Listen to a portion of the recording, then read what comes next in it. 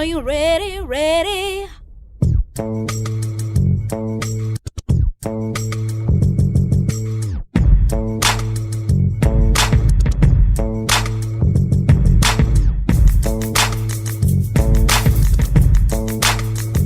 Welcome to the Boom Room.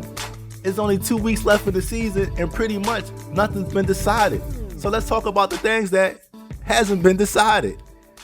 Let's start with the North, who made a nice trade acquiring Josh Allen right before kickoff, and it helped lead them to a much needed victory. On the other hand, the higher powers late season slump continues. Unfortunately, he lost Juju and Tyreek Hill early in the games, and that pretty much sealed his fate. Higher Power has a big game next week. Let's see if he can bounce back. In the closest game of the year, Bread Inc. knocked off Lincoln Legends by, you ready for this? Half of a yard. Wow. I know Bread Inc. had to be happy to see Alvin Kamara looking like Alvin Kamara. I know we all was watching that Monday night game when the Chargers had the ball, 2 minutes to go, 90 yards away. Keenan Allen makes the first catch of the drive to pull within half of a yard. The Chargers then go 75 more yards and Keenan Allen doesn't eat anything. Oh, man, listen. Sometimes that's just how the cookie crumbled, man. Hey, nice win, Ain't. Tough loss, Legends. Arizona Ryan, they had their first sellout of the year as TNT came to town. Dak Prescott was amazing. Michael Thomas did what Michael Thomas does. Christian McCaffrey and John Brown tried to keep it close, but on Monday night, Hunter Henry was just a little bit too much. Arizona Ryan with a nice victory. TNT after the game said, let's do it again in a couple weeks for some real stakes. Last week's guest, Negro, promised to win at least 2 of the 3. I think he might have said all of 3. Negro promised he would make the playoffs. So far, so good. Led by 45 points from Lamar Jackson. He had 3 other players scoring at 20 and got 19 and some change from Zeke. His 174 would have beat anybody this week. Unfortunately, Machiavellian season is over. See you next year, babe. Whoopin That Ass late season surge continues with his 3rd consecutive victory, being led by Kyler Murray and the Saints defense. El Cagino's disappointing season continues. Both these teams have the same record, but it feels like Whoopin That Ass has a slight chance, and it feels like El Cagino's is done. Now on 2. The game of the week. G6 versus the Champ. G6 the struggle from the door. He only got 30 points from Patrick Mahomes and Odell Beckham. When that happens, it's going to be a long day. His team only put up 107. The Champ does what the Champ does. Every time he's challenged, he responds, getting between 12 and 24 points from each starter on his team. When you get balanced like that, you're going to be hard to beat. G6, man, it's been a long month and a half. Champ, I see you. Now, in the opener of the show, we talked about 11 teams still being alive for the playoffs. Now, I'm not going to get analytical, because it's going to take too much time. But as you remember, I said this 3 weeks ago. So having said that, at the midway point, my algorithm likes Jabronis, Arizona Ryan, and Sell Fast to make the playoffs along with G5, TNT, Lincoln Legend, and the higher power. Hey, we'll revisit this again by the trade deadline and see what the new algorithm says. And so far, so good. Because right now, Arizona Ryan, Jabronis, and Negro would be in the playoffs if it started today. But if we really look close at the schedule remaining, we look at a team like Whoopin That Ass. He needs a lot to happen, but it's not that far-fetched. And I'm going to give him the easier scenario where, you know what? He might make the tournament. He needs to win out, of course. He needs the teams with 6 wins to lose out. But if one of them gets a win, he can live with the North getting a win. And G5 must lose 1 of his 2 remaining games. And that brings me to G6. I know we thinking it's over, but he really has an interesting path to still not only make the playoffs, but end up the 3 seed. Follow me. He plays Arizona Ryan this week. If he can find a way to defeat Arizona Ryan, if TNT beats Bread Inc., then G5 and Bread Inc. are playing for the division title last week of the season. Who would have thought it? Man. Next week, we should have a lot more clarity, and we should pretty much know who controls their own destiny, who controls their own fate, and who looks good. I'm saying this. I think the North jumps either Negro or Jabronis for that last spot. And I'll get more in depth with it next week. The teams that's below, the 5 and 4 win teams, you're still alive, but I'm pulling the plug. Now on 2, the guest of the week. This week's guest needs no introduction. All I can say is you guys never hear from him after the draft, but today we're going to hear from him. And without further ado, Whoopin That Ass. Hey man, welcome to the show. I'm glad you came out. Mr. Dude, how you feeling, baby boy? I'm feeling good, man. I'm glad you're here. I know the rest of the league gonna be surprised to see you here. So, without further ado, let's get into it. Hey man, you make a phone call, they can make one. Same thing happened. Man. I respond. That's the only time I respond. Though. Let me ask you this. Let's get right into it. I'm not gonna pull no punches. What happened this year? I made a mistake at the draft by drafting Adam Thielen. I thought Thielen was going to be, he was going to carry my team, basically. I knew that Le'Veon was going to struggle a little bit early, but I liked his late season schedule, so I picked him, for coming down the stretch. But Thielen in a run-first offense, then he got hurt. I had to move him, and then that created a situation where I had to rearrange my team. So that's what happened with my team.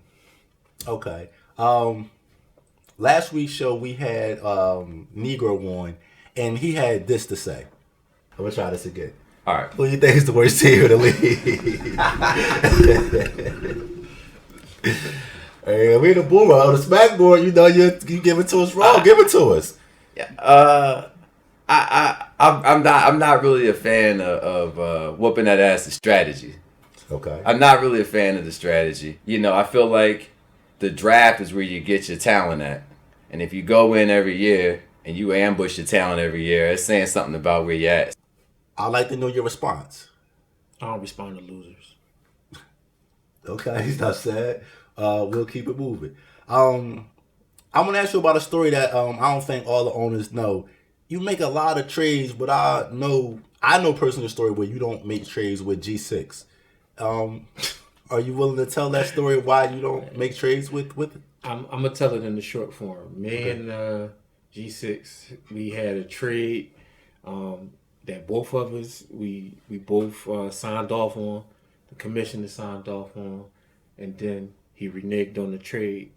I had a chance to push the trade through, whether he reneged on it or not, since we both signed off on it, and I let him keep the players because, again, if it's that important to you to hold on to your players, you hold on to them. But at that point, you can hold on to your players forever. Don't call me about no trades. So that's the short version of it. And how did that season end? I beat him in the playoffs. Okay. Hey, you should have made the trade, huh? Yeah, he would have beat me if he made the trade. Well, let's get into it. Let's talk about some of the other owners. I know you don't. Well, let me ask you this too. Is it a reason that we don't hear from you during the season? You don't talk on the smackboard or anything like that? I don't talk to losers. Oh, talk about that. We stop. That's good. Well, since I have you here, let's get into it. Let's talk about a couple of owners. Let's get your honest opinion about them. Okay. Along those lines, let's continue with G6. Your thoughts on G6? Good owner. He does a lot of hoarding the players though, so that's another reason why I don't trade with him. Okay. After hearing that cut, I didn't know I would go here, but let's talk about Negro. What you think of him as an owner in the league? pass. Never won nothing. Nothing to talk about. Okay. Now let me ask you this. I know you have a outstanding relationship with Lincoln Legends. Assess him. What would you say He about does his the legend? best job of drafting, but he's not really. He doesn't adapt well during the season. So that's probably why I never won a championship. But he's the best drafter out of all of us. Okay. Do you think he has what it takes to win it this year? He had what it took to win. I think he traded away his winning pieces. I think he should have kept the Chargers backfield. Okay. That's interesting. You want to elaborate or just want to leave it at that? I mean, I think the Chargers backfield is going to outscore any one player that he could have put on the field. He should have kept both of them and played both of them because Phillip Rivers stink. And so he got to get rid of the ball fast so they're going to get the ball a lot. Them two, but I know he didn't want to be too super heavily dependent on the Chargers, but I mean, those three players on the Chargers is the main, and the tight end is the only people that get the ball. So with that kind of volume, he bound to win out. One of them four players is going to score. Okay. Let's go to Jabronis. He's good, and he's got a leprechaun in his shoe. So being good and lucky means you get 4 championships. So I can't say nothing bad about him. You know what I mean? Like being good, I want to be good and lucky too. I'm only one of the two. Good, but he's good and lucky. So hats off to the young man. Okay. We're not gonna duck you or dodge it. Let's go TNT.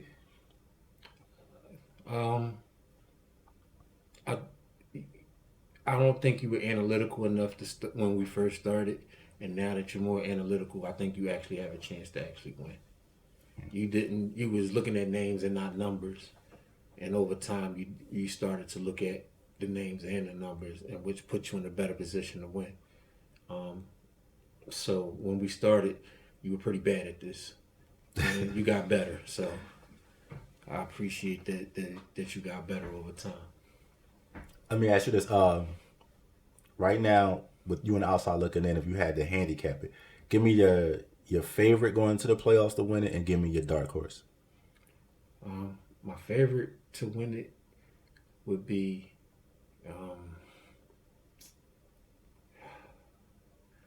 I want to say Tim, but I don't know if